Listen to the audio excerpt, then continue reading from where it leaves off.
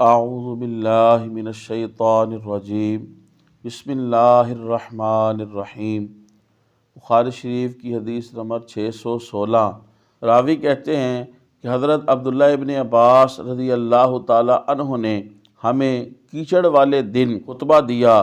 جب مؤذن حی علی الفلاح پر پہنچا تو انہوں نے اس کو حکم دیا کہ وہ کہے گھروں میں نماز پڑھو۔ لوگوں نے ایک دوسرے کی طرف دیکھا تو حضرت ابن عباس نے کہا جو مجھ سے افضل تھے انہوں نے یہ کیا ہے اور یہ عظیمت ہے۔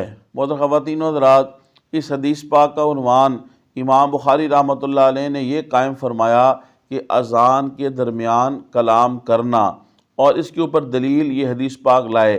بظاہر اس سے یہ معلوم ہوتا ہے کہ حضرت امام بخاری رحمۃ اللہ علیہ اور حضرت عبداللہ ابن عباس رضی اللہ تعالی عنہ ان کا یہ موقف تھا کہ درمیان اذان کے اندر کلام کرنا جائز ہے، لیکن احناف کے نزدیک درمیان اذان میں یا اقامت کے درمیان کلام کرنا درست نہیں۔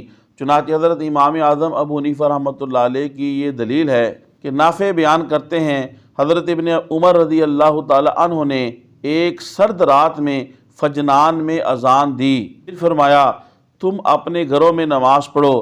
پھر حضرت عمر نے ہمیں خبر دی کہ سرد رات میں یا سفر میں یا بارش کی رات میں جو مؤذن اذان دیتا اس کو رسول اللہ صلی اللہ علیہ وسلم یہ حکم دیتے کہ وہ اذان کے بعد یہ کہے سنو تم گھروں میں نماز پڑھو۔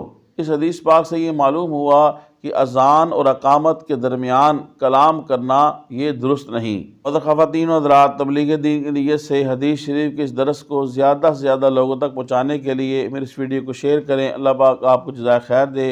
السلام علیکم ورحمۃ اللہ وبرکاتہ۔